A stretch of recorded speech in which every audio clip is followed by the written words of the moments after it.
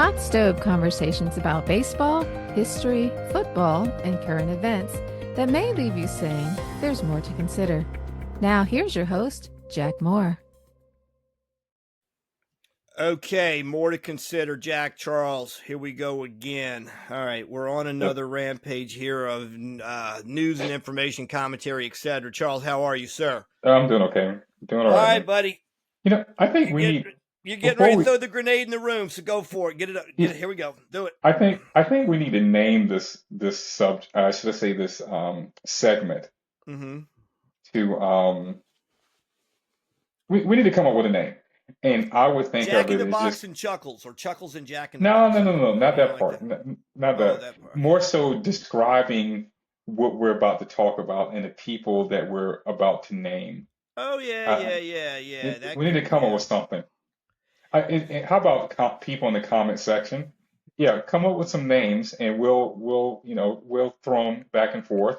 Or in this case, we'll hit them across the net. We're kind of doing pop culture commentary. Is that it, or is that something else? No, just more so of all right, doing some thinking. Dummy finder.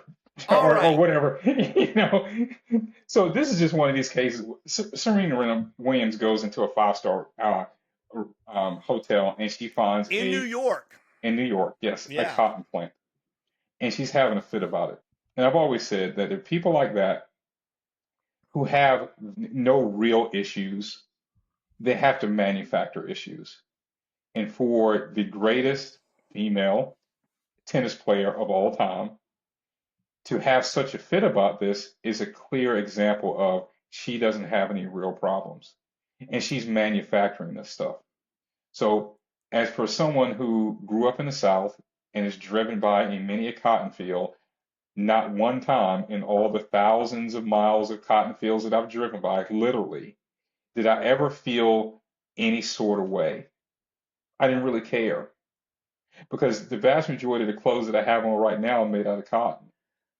So if Serena Williams is going to have an issue about this, then she should have stripped butt naked right there at the time and said that no, I'm not going to support this industry or whatever. Come on, really? Or how about this, Serena? If you're that offended of what was inside the hotel, leave. Just leave. But I guarantee she just went to her room and then sipped on her Dom Perignon and ate her caviar and stuff like that. She is stirring up trouble. All right. Let me one thing very important though. Her birthday is September 26th, so she had a birthday. Tomorrow's her birthday. Oh, today? What's today? It was yesterday. Oh, it was yesterday. Right? Okay. Right? Yeah. Because we're recording on Saturday, so we want to wish her a happy birthday. She is happy now birthday, Serena. 44 years of age. So she was born in, or actually it says residence was Palm Beach now, but she was born in Saginaw, Michigan. Oh, I didn't know that. I thought she was always from LA. I think that was pretty early on in the life there to kind of move to California, right? And certainly became maybe the greatest. Well, I don't know. I was thinking about Martina Navratilova was in that conversation as the greatest at one point. And I guess she bypassed her for sure. I don't know. Her career record, 192.35, she's 184%. But I remember, Billie Jean King was the one for a while, or certainly at some point. I mean, you could go far back in history as you want to go, but there's been really elite players. And we would agree, everyone that has any sense would agree, she's at the top of playing. Yeah. So, I've been looking at all this response stuff, and man, we can get into the whole race industry and, all this stuff that, what does all this mean? I saw it with Megyn Kelly, and she was kind of taking her down about that. She clearly seemed, and I wanted to go back and see her exact quote, but it was something to the effect that Decor made her feel uncomfortable. Okay. So the implication I felt was, being of the race I am, putting this up in New York of all places leads to some past trauma, maybe, right? You're giving me the look, but I don't know if you're giving me the look with what I did. No, I'm not. Okay. All right. Damn it. Son of a bitch. I knew I was going to go down there. Okay.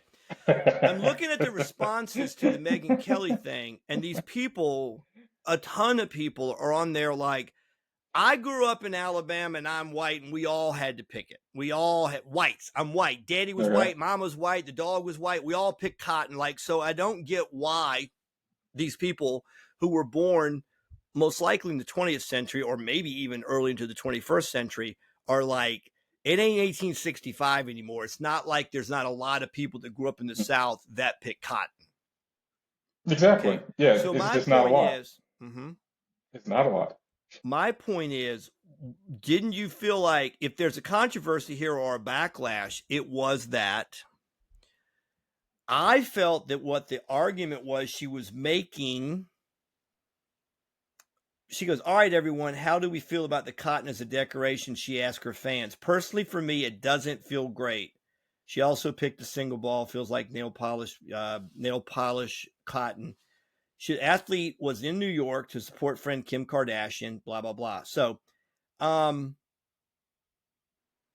felt like the vibe that was coming out in the criticism of her, the vibe of the criticism was she seemed to be saying that being in the presence of the cotton in the hotel could have brought about some type of maybe traumatic, past trauma, something of that nature.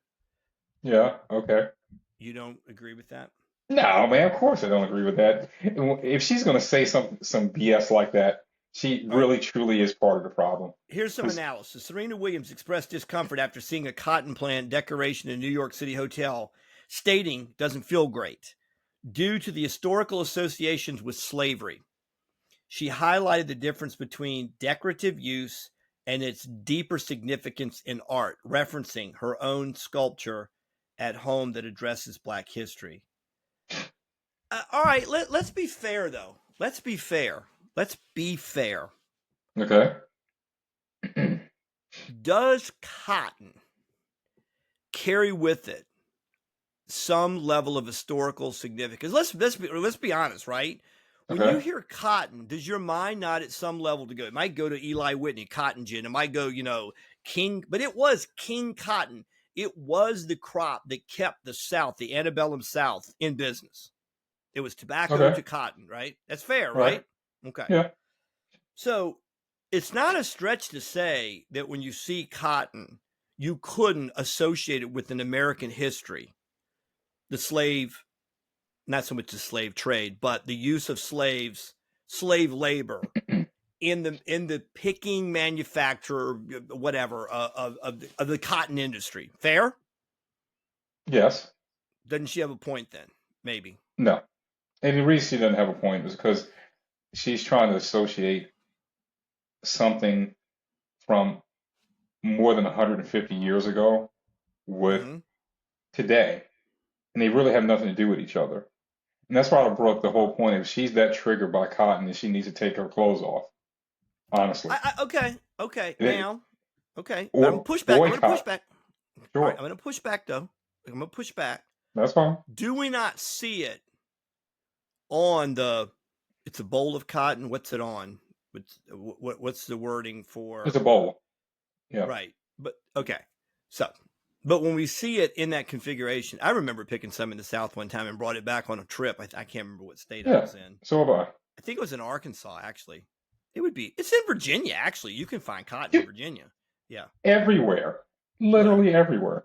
Probably not Maine. I don't think it's in Maine. No, and definitely not in Michigan. Right. Where she's from. And you won't find it in California either, where she moved to. But isn't there? No. I mean, my mind went to. I could see where you were going to go. Like, then rip off all the cotton. Anything you have on that's cotton, take it off. All right. But doesn't? I'm imagining there's some degree of cotton in this hoodie I'm wearing right now. By the way, I have on the throwback Troops Redskin one from a few years ago, and my new ball from that game. So this was the Honor the Troops Redskin football from 2013. And this is a hoodie that I'm wearing that was also that. So anyway, Yeah, so there's probably some degree of cotton there that I'm wearing right now. It doesn't make me think of Gone with the Wind, or it doesn't make it doesn't bring me back to or any skirmishes between Lee and Grant. None of that's going through my mind when I wear what I wear. But isn't it different when we see it in the form in which she did? And again, it was like a fake, right? And I am kind of surprised to see it in New York. Like, what's the connection? Go ahead, Tom. I think I've seen it before, but never thought twice about it. I just don't. You've seen it inside of, like, as a It's decoration. decoration. Yeah, I think I have too, actually. Now that Yeah. this has all come out. Yeah, don't think about it. She described the feeling, or she described it doesn't feel great. All right, so here's the bigger issue we have to address. Here's the bigger issue. Okay. This is the issue we have to address. Are we ever going to let 1865 go? No. Why? It's profitable, or is it yes, truly? That's part of it. Is it just that, or is it true trauma? Is it true trauma? So I'm going to give you something that I'll tell you a story of something that happened when I was down at Fort Bragg in I think it was 91, 92 when this happened. Right. So one of the main streets through Fayetteville, North Carolina, is a street called Market Street. Mm-hmm. The reason that it's called Market Street is because there was a slave market on that street. Mm-hmm. In the middle of the street, there was the old slave, I guess you would call it, market itself. It's an actual building. And I remember when I was down there that there was these protests where people wanted to tear down the building because of the trauma associated with it. But then there were some right-thinking people, and most of those people were black people, were like, no, don't do that. Why are you going to tear it down? It's a part of history. But there are people that want to erase history, as we talked about in a couple podcasts ago. There are people that want to erase history and write it in the way that they want to write it themselves, versus you and I and whoever else being able to go and see it and make the determination as to how we think about it without interference from other people. And Cotton, the Civil War, all that stuff pretty much is the same to me. I don't think it is ever going to disappear. One more quick example. I just happen to live in a place that had one of those Confederate soldier monuments, and one Sunday morning, early Sunday morning, I'm literally on my way to work. I work odd schedules. When they were pulling it down, mm-hmm. and I saw the crane and everything like that, and I just shook my head because I was like, okay, this is stupid. How is this actually going to solve anything? I went to Jefferson Davis Middle School. Right. I have friends that went to Jefferson Davis Middle School and Robert E. Lee Elementary School. Right. The city has since changed the names of the schools, but I'm going to ask this question. Has it raised the test scores? Because if it hasn't raised the test scores, then you've literally wasted your time because someone who went to the school didn't give a damn about what name it was. Serena Williams really needs to. Okay. She's one of those people, as I said before. She doesn't really have any problems. I got to give you some pushback on the school thing, though. I mean, I know it's like bumper sticker. It's kind of like very, very low-hanging fruit kind of thing. But, there's always the comeback of, do you think there should be an Adolf Hitler Junior High today in Germany? At any point, should there be any Hitler High? To put Jefferson Davis and Robert E. Lee at the same level would probably, many people would think historically, a real stretch. But if the view is but if the Commonwealth of Virginia seceded, and we can get into all the arguments about the legality of secession, the Northeast wanted to secede long before the South did, and all that kind of stuff. And what document did they really sign? Did they really sign a document of no coming back? The South. And again, there are people that believe, minus the slavery issue, that the states were thinking they were their own little nations. It would have been just like the European Union. It's like, we're still France. We're still England. All right. So when Virginia seceded, South Carolina, of course, let it out. Virginia was one of the last. And, of course, Robert E. Lee, we know that whole argument. He followed his state because, going up on Granddaddy's knee, that's what he was told is you're a Virginian first. And people can say he did it for slavery, but he had very little contact with it in his military career because he's pretty much in the field as a soldier. But He married into slave ownership. Right. So Robert E. Lee's probably not Hitler. And Robert E. Lee's name went over all kinds of schools. And during 2020, in the midst of the George Floyd stuff and what was going on in the country, I had a kid that summer playing at Washington Lee University in Lexington, Virginia. And I'm like, what are you hearing? He goes, oh, there's calls to take his name off the school. So Robert E. Lee goes to Washington University to be president. In 1868, 3 years after the war, he dies in 1870. There's people that are trying to get him to run for vice president. So he becomes a very popular figure in trying to reconcile the two sides of the country. So he's not really the negative figure at that time. But now you fast forward 150 years, and they're talking about taking his name off of Washington and Lee University. So there's all those views. Now, but here's what I'm going to say. I know I'm running my mouth. What I'm going to say. They took down the Confederate statue in my hometown and a lot of other hometowns. And people ask me, Monument Avenue, Jackson, Lee, Jeb Stewart, all of those, it was Stewart Circle down there. All of those monuments around mine, it was the way it was done that I thought was incorrect. But when people argued, hey, it's 2020, that time frame, we no longer should have Confederate statues in prominent places along this it was a beautiful stretch there, Monument Avenue in Richmond. Yes. But it doesn't belong there anymore. It certainly didn't belong on the courthouse steps anymore.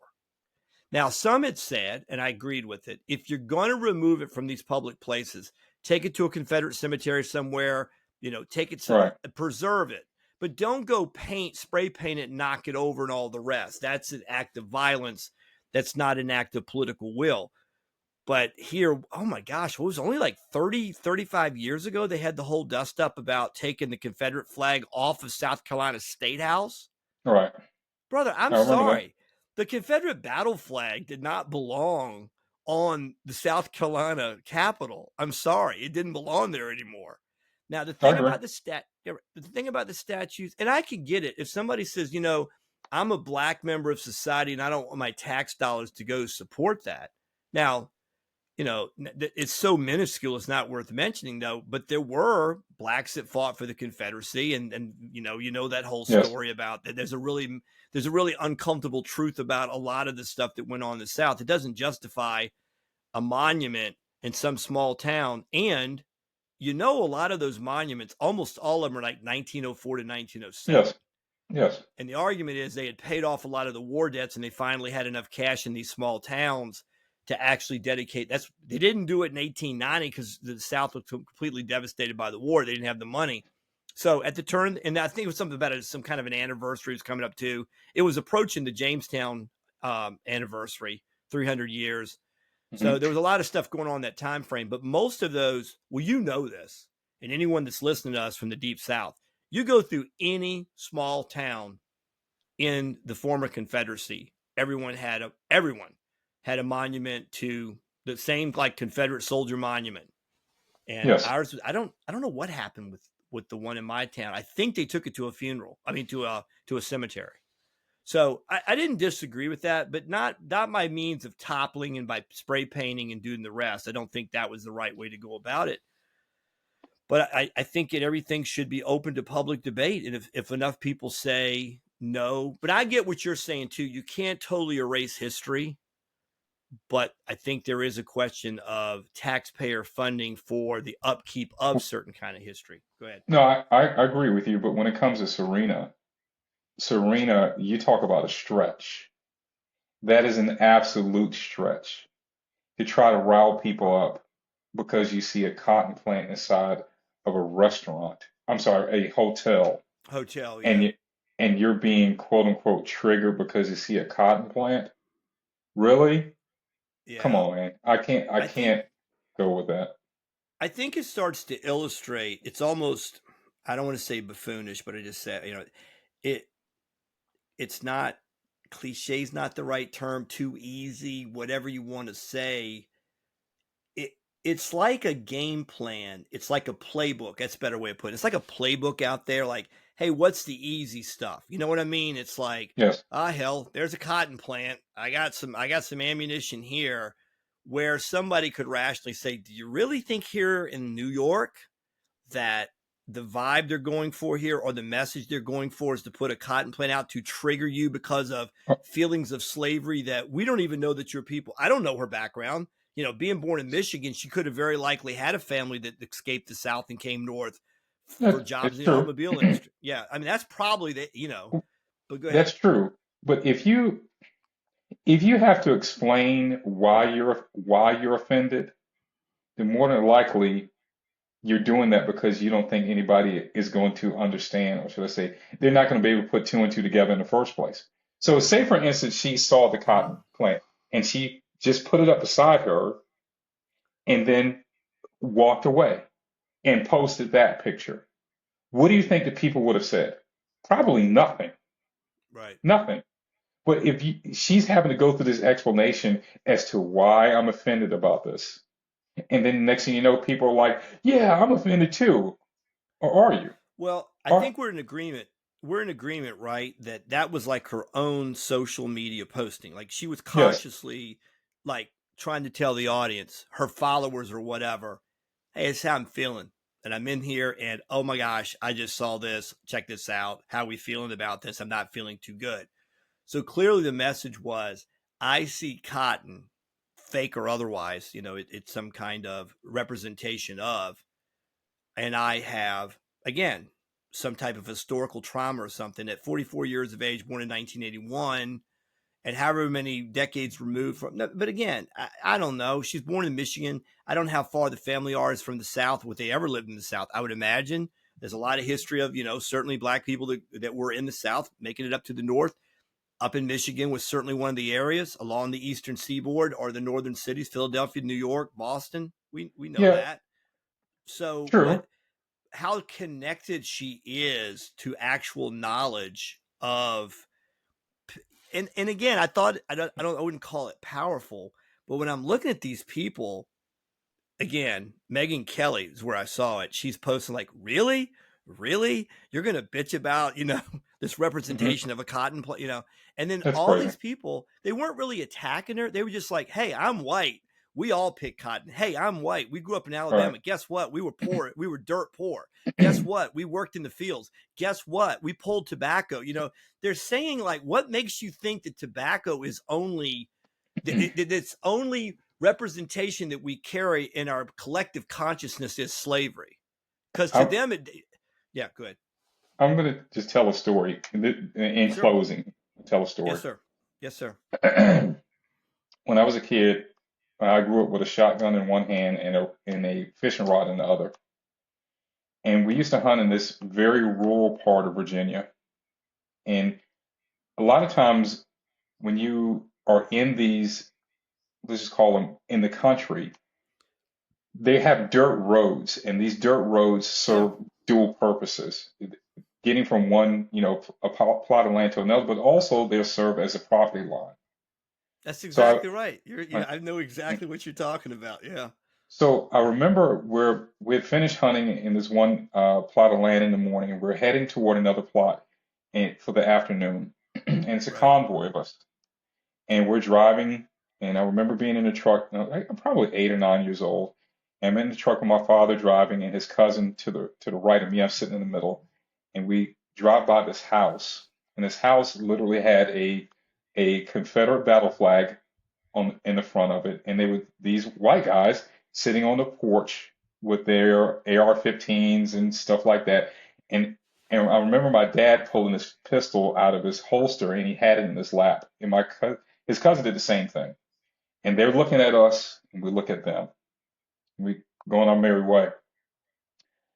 Let's fast forward a couple of years, and the vast majority of the people in my father's hunting club were veterans.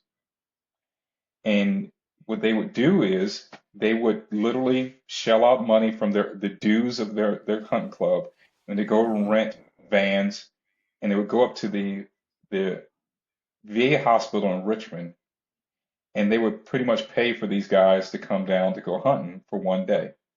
And so, you know, for a lot of these guys, that was the only time they'd ever gotten out of the hospital for that year, who were trying to at least, you know, have some fun, if you understand where I'm coming from.